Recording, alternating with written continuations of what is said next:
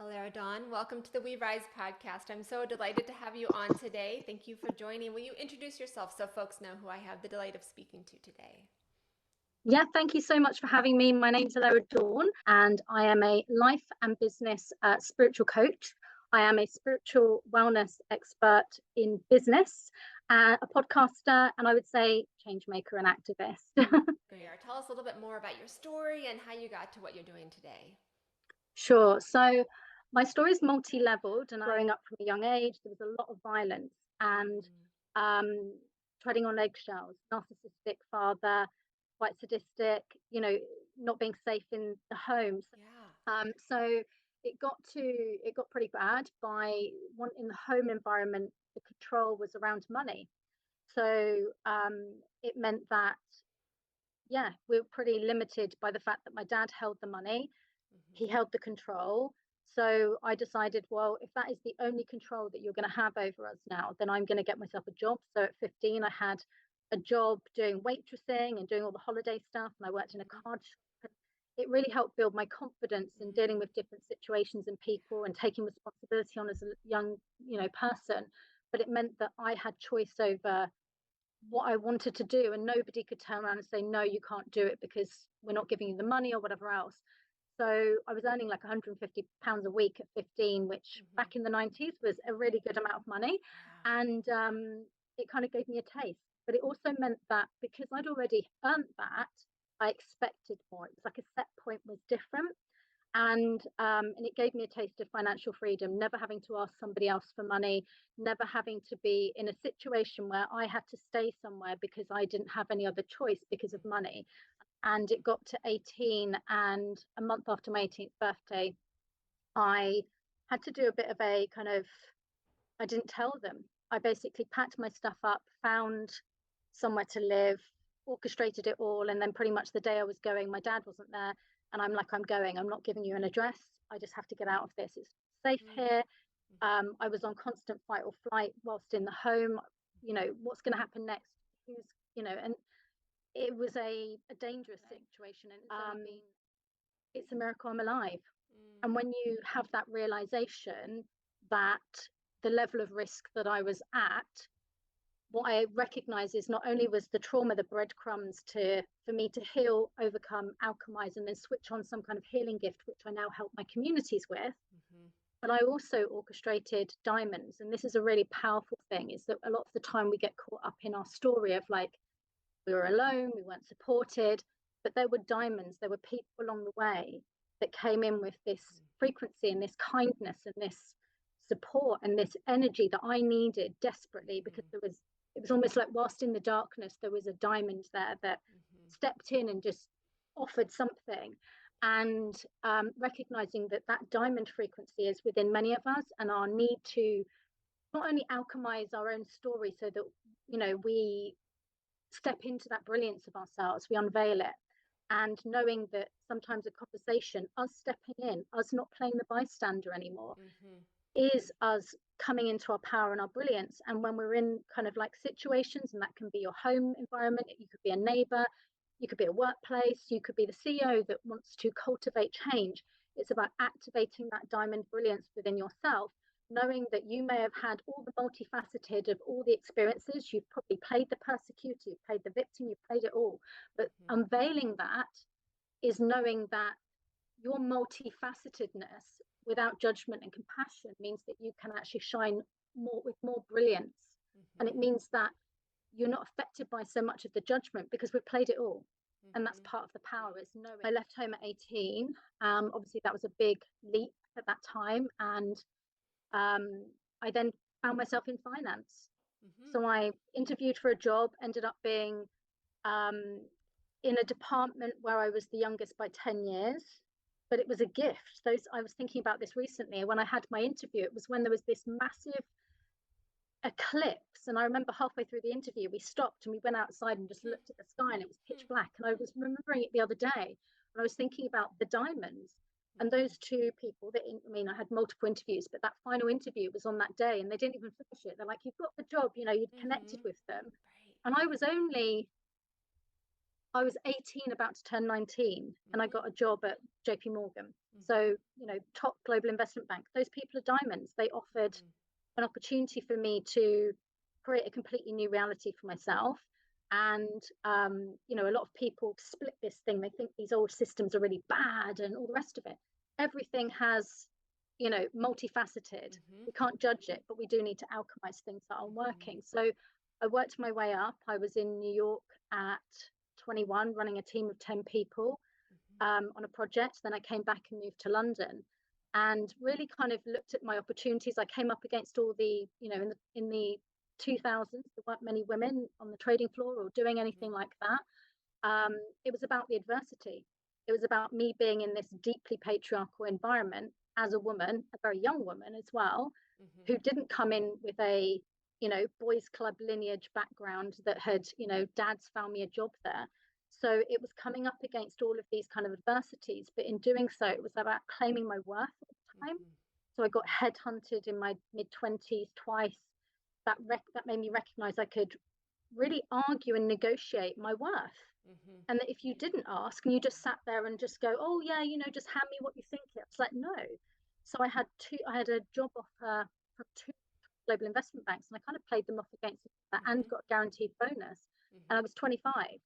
So to be able to do that and know that that was possible, now when I'm working with clients that may still be in corporate, it's like, no, let's tune into really what's going on here and the potential. Often, the recruitment agents or whatever else will bring you in at the baseline. Of course they will, but within a year, you're outside of market value and you're stuck.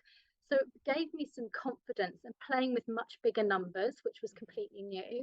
And then at that point, from 20 to 28, I'd been in a relationship with someone. I was engaged. It was my first kind of like, we got home, we had this great lifestyle. We were both in finance, traveled the world together. But I started getting epiphanies. I started getting this massive wake up call of like literally 3 o'clock in the morning, wake up. I heard this shouting voice as though someone was in the room and my heart was pounding. And then I was shown clairvoyantly, 10-year timeline. If you stay with this person, you're going to be a widow with 2 children. And I was like, okay. And I knew there were like addictions, should we say, that were playing out, like functioning alcoholism and stuff like that, which kind of went with the area of finance that he worked with at the time. And I knew that I had to get out. So it was just before Christmas. The financial crash had just happened in 2008. I had just chosen, changed jobs. So it was quite a big thing that I just knew that I couldn't go ahead with the wedding. So we were like 6 months away. So I cancelled the wedding, turned my life upside down, left him and my home, and within 3 weeks had started again. And it was really at that point that not necessarily the wheels came off, they did to a degree, but I had to really look at how did I create that situation and really go into the healing work. So it was at that turning point that I went and got help. So I went to the doctors. They tried to kind of give me medication, which I wasn't open to.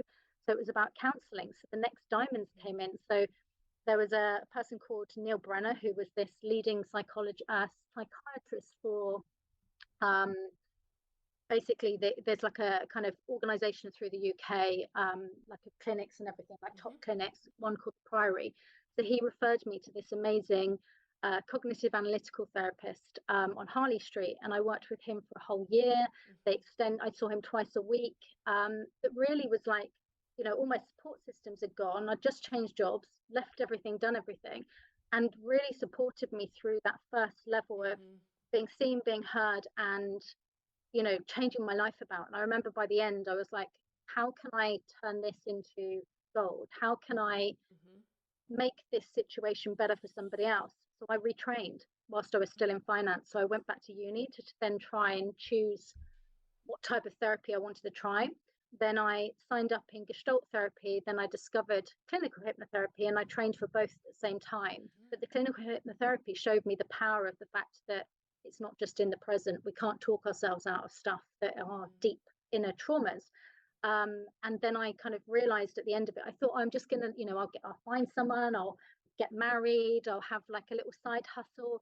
And then my soul kicked in, was like, no, we need to really go back to the root. So it was like, you're going to switch on all of the gifts that you have mastered in other timelines, And we're going to do it by creation of situations where you have to switch on your gifts by need. Mm-hmm. So I pulled together my first program with like all these ebooks and Mm-hmm. transformational soul clearings, anything that I was a bit like, well, if I dead tomorrow, what's my legacy? I can Mm-hmm. compress all of what I went through, deep healing from the clinical and the more spiritual stuff, which is what was missing, the soul work, Mm-hmm. into a program that was online. And then it was like, set your business up. You need to set your business up at this time. It needs to go live. You're going to go global from day one. And I was like, right, okay. So my teams are telling me all of this information. I just had to set my business up, really step into that role. And I was still in finance as well. So I ran them parallel for 3 years before leaving. And obviously, big transformations through Mm-hmm. that. So as soon as I think I put the first Facebook thing up in like July 2017. It was by the end, I had to go live by 24th of August was the date they gave me. And I was fully booked by the end of the year and Mm-hmm. had made my Great. money back in the first 3 months. Yeah. So it Great. was just like, whoa, fast track. Mm-hmm. And, being an entrepreneur brings huge amounts of growth and everything anyway. So tell us a little bit more. Is that what you're working on today? Is that work one-on-one with people or with groups? Tell us what Yeah, you're up so to I was now. doing obviously we have, I call it divine appointments or soul contracts with those that are really, there's something like in my situation, you get to a point where, why, I've done all this work, why am I still attracting the same things? And it's at that point when we are like, show us more, and we ask for the help. And often people will be like, I asked for help, and then suddenly your ads popped up, or I found your thing, and they'll be brought into my world, and they're like, I know I need to work with you. It doesn't, I've never heard people talk in this way, but I see that your feet are grounded, but you are doing this deep, powerful work, and it speaks to me. And it's because Mm-hmm. it has to activate something within them. So they came into my spaces one to one. A lot of them bought that original program. And if I look at my kind of trajectory, I call it like the evolution suite. It's almost like the wake up, grow up, show up. And in the wake Mm-hmm. up stage, you really are about setting new, strong foundations. So it's about it can shift a lot of stuff without knowing the stories and the real depth stuff. We could do a lot of alchemy. And that means that somebody could have actually been going through some quite, how can we put it, interference, energetic stuff. They can't ground, they're in PTSD, the energies, the soul's out the body a lot of the time. We can actually stabilize that very, very quickly. And that's some of the gifts, the more multidimensional gifts that I've woven that in.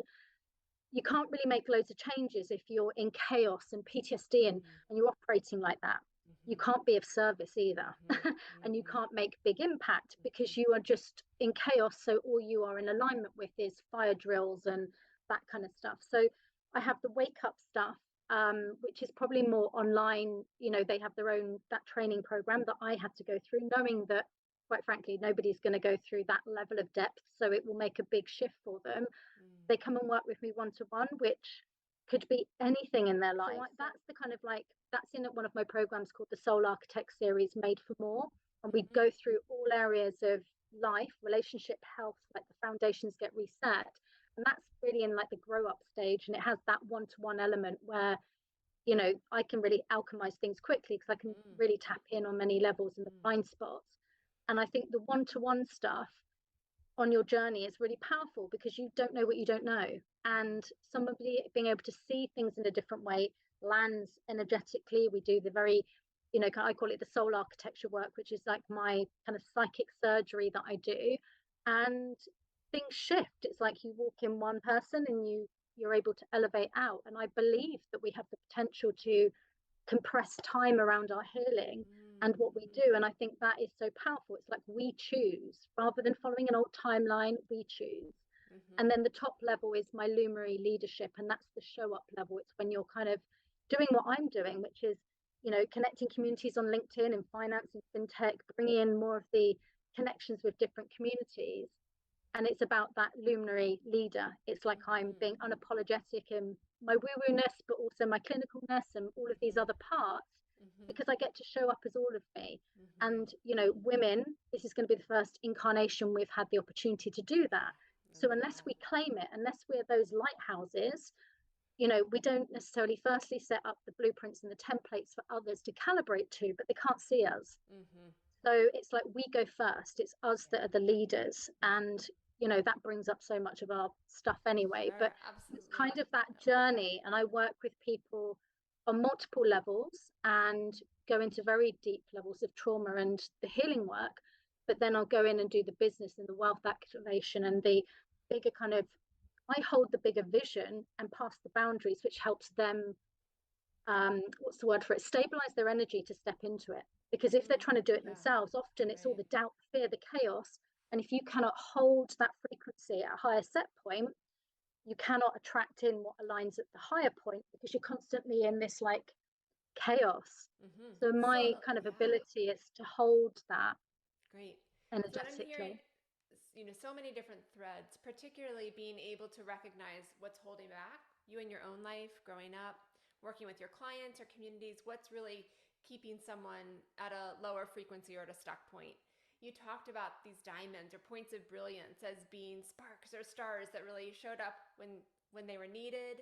And I also really heard tuning into that as being important, paying attention to, and certainly what we focus on, what we choose to put our energy and attention towards is what will grow. So being able to see those diamonds in a dark place is so key. Yes. Can you talk a little bit, Allera, about when you work with either people or groups of people at the community scale, what really helps catalyze folks one-on-one or communities to move out of that stuck place and into what can be more, that higher level? What allows that spark to catalyze, whether that's belief or community or belonging?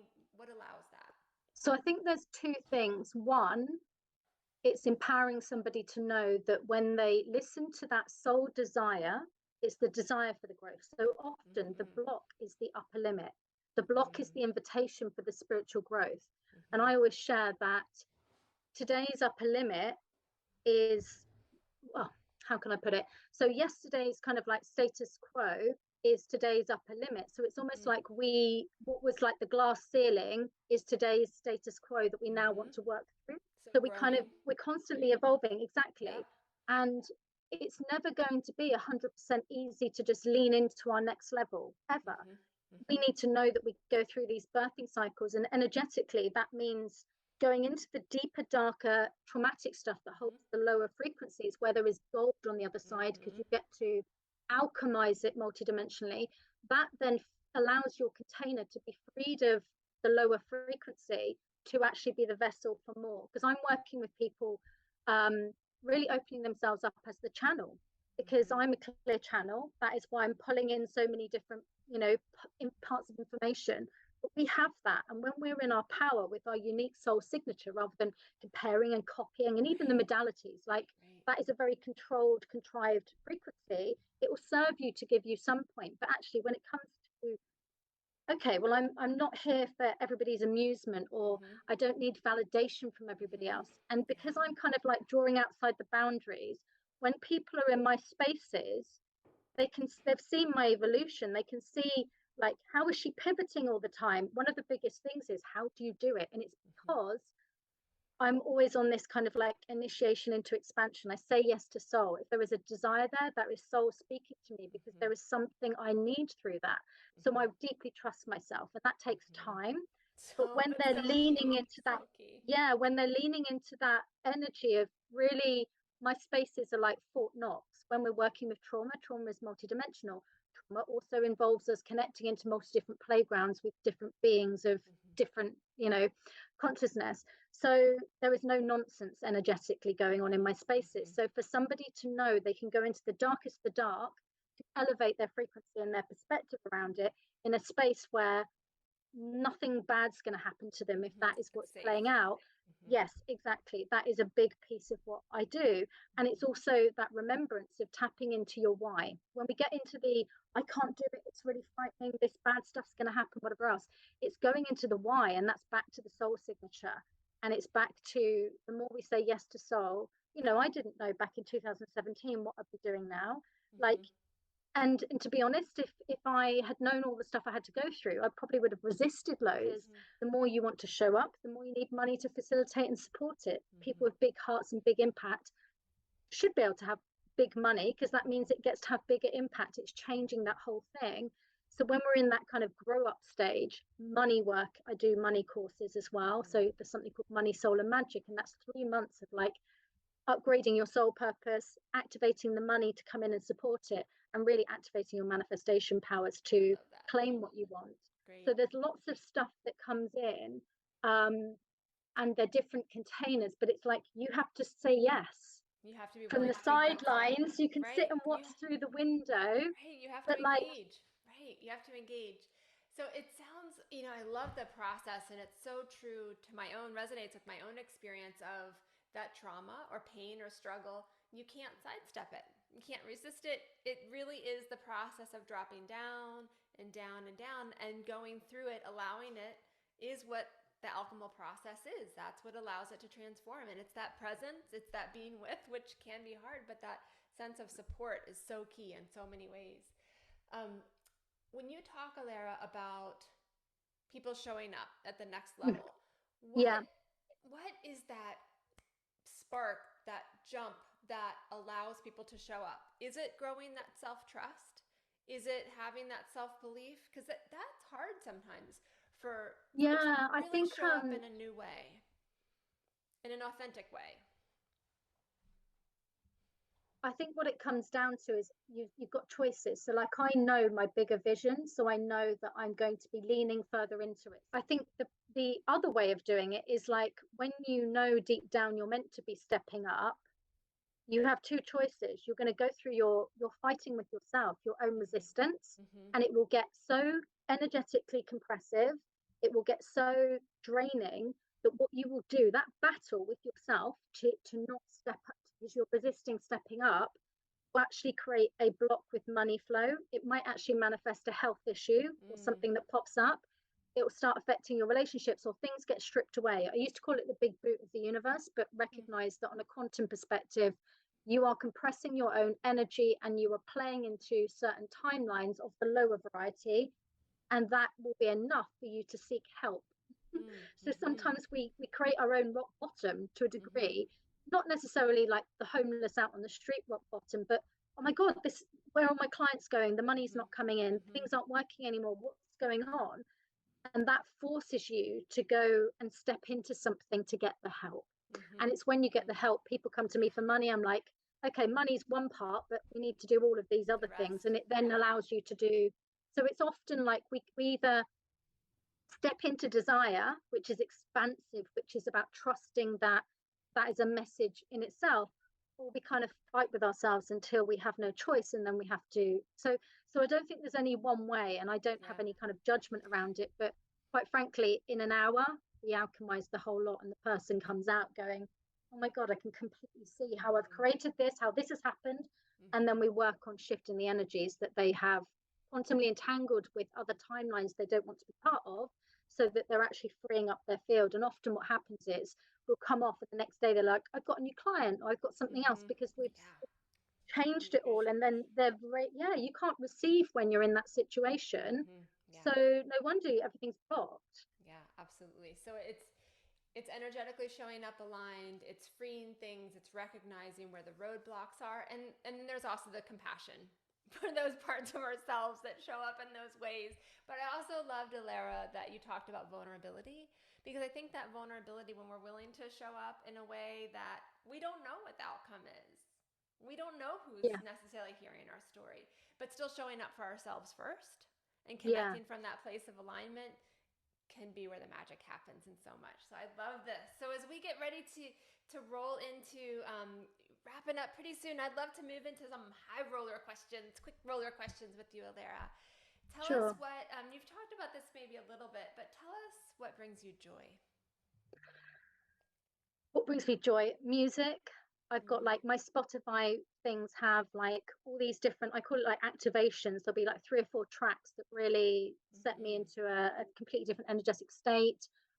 Being by the sea, feet on the sand, out in nature with the sunshine. I'm big on like having sunshine, nice cacao sat outside. Simple things, salt baths, the freedom for me to be able to at 4 o'clock in the afternoon go and have a nice salt bath with a candle and just realign myself. I think I Mm-hmm. need expansiveness. I recognize that intuition and creativity actually needs space. Mm-hmm. So being in a position now where I run my own business has given me that gift, but it Mm-hmm. means I collapse time because I'm actually having bigger impact in shorter amounts of time. And actually, the less I do, more in that kind of expansive energy, the wealth, the abundance, the opportunities, the new clients, the everything else comes in. So Mm-hmm. my job is actually to ensure that I'm being in that state more rather than too much of the masculine hustle and do. So Mm-hmm. yeah, joy state is something that I feel is, well, I teach it a lot with my clients, or bringing them more into some of the feminine and masculine balanced energies, Mm-hmm. which I've worked with many people that are like CEOs or in executive management levels, and being in like a banking environment, you are being put into the to-do list, kind of like Mm-hmm. hustle and deadlines, Right. and nobody appreciates anything Right. you do. You just get a next task or project. Mm-hmm. So there is a big shift in business, trauma informed businesses that I'm being involved in, and really being able to have that creativity, that joy, and allowing people to, that should be a basic need, Mm-hmm. I is love to that. reset into that throughout the day. So yeah, it doesn't need to be big things. It doesn't need to be big fancy things either. I think it's like we have a smorgasbord toolkit, is what I call it. Mm-hmm. Love that. Feet in the sand, expansiveness, by the sea, care, salt bath. Love that. And also the balancing the masculine and feminine. So, so important. So on those days you struggle, Allera, what keeps you moving forward? My why, I Mm-hmm. think, is the big thing. It's like there's an element of like, okay, Zoom, I kind of go through I have like a process that I will go through into the void. It's almost like if I was to just drop the body now Mm-hmm. and zoom up to like who you actually are, Mm-hmm. none of this stuff, your to do list would wait, the mess that was surrounding you, the kitchen that was a mess would wait. If you zoomed up, none of this is actually that important.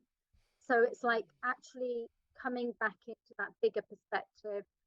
Changing state is really important. If I'm in a real struggle mode, if I'm feeling like overwhelmed or my nervous system is triggered, I take a step back. My priority is to reset, realign, because I cannot be of service. I cannot do anything with the right energetic intention. And that includes writing emails. I will not be doing anything because I should be doing it. It's because it feels energetically Mm-hmm. expansive, aligned, and Mm-hmm. good, because that is going to have the biggest impact. I could write one email a week and get 5 new clients because the energy that I've sent that email in, or Yeah. how I've done that Facebook Live, show up in that energy, rather than me going, I'm meant to be doing 20 million Facebook Lives and Right. reels and jumping around like a monkey. Right. It's not aligned, it's Mm-hmm. draining. Mm-hmm. So it's playing with the energetics of that and giving yourself permission. And I feel that on those struggle days, energetic clearing is a must. So I have energy tools that I teach. I have something called Overwhelmed to Empowered that I created back in 2020, which is something people can actually download from my website if they are struggling. That's a 4-day energy upgrade program that is deeply powerful. So there's tools from there. Energetically reset, take yourself out of the situation, go for a walk, run, dance, leave it till tomorrow. Mm-hmm. Sleeping on things Mm-hmm. has a huge power because we've Mm-hmm. stopped all this energetic turmoil and momentum. Mm-hmm. Go to bed and suddenly everything's like fresh start, and you're like, why was I even all worked up? So Right. yeah, I've got lots of tools. Great. I love that. That's great. And key lessons learned, Allera, that you wish, that someone had told you 5 or 10 years ago that you know now. What key lessons learned would you share with others? The fact that your breadcrumbs are there because it's for you to alchemize quickly, remember who you actually are, step into the power of yourself, rather than I'm almost like a bit of a victim of circumstances. There's Mm-hmm. more stuff happening, Mm-hmm. there's so much, it's overwhelming. Like my humanness just gets to a point of just like, it's too much. But then the soul self goes, you can handle this. Mm-hmm. You've already You mastered can. it. Mm-hmm. Remember that. And Mm-hmm. it's like, it's that dichotomy between integrating it. And, I've had experiences of like bereavement and being that death portal doula and all sorts of stuff. And that's where you have this challenge of like the humanness and the soul being able to know that you're still going to feel the pain. We're Mm-hmm. not like avoiding the humanness, but Right. we just have to have a different experience and perspective of it so that we can kind of embody all of it. And Mm-hmm. that's a journey. And I think there's an element when you kind of go through the healing process, there's an element of, great, I'm going to clear it all and then it's all just going to be fine. I wish I'd known that that's really not how it is. Right. And that might have just It made it isn't. a bit easier on Mm-hmm. myself as well. But Mm-hmm. yeah, it's all Mm-hmm. learning and Yeah. recognizing that actually we do not need to subscribe to the past texts, past way people have done things. Um, Many of the souls that I'm working with are, souls that have unique gifts and technology to kind of bring through them. Trust that, Mm-hmm. because it might be that that's why things aren't working because you're not meant to be doing what everyone else is doing. Mm-hmm. Yeah. I love So, that. Great. yeah, So tell us how we can find more about you and your work. Where can folks check out sure. So more I'm to on learn? LinkedIn. Yeah, I'm on LinkedIn under Allera Dawn. My website, www.purelight1111.com. Those two are probably the best places if you want to connect with me directly. And if you're, inspired to work with me, there are options there where you can book a discovery call and we can connect and work out at what level would be a really good access point. It might be that it's okay, I want a one-to-one experience, and then that's available there as well. Over on Facebook, Allera Dawn. And Great. That's awesome. We'll include those links in the show notes and the thank episode you. Yes, webpage. yes. So, Alera, thanks so much for joining the We Rise podcast. It's been so fun to learn about, your honesty, the process that you've used, and also how others can work with you moving forward. So, thanks so much for joining today. It's been a delight to have you. Thank you so much for having me.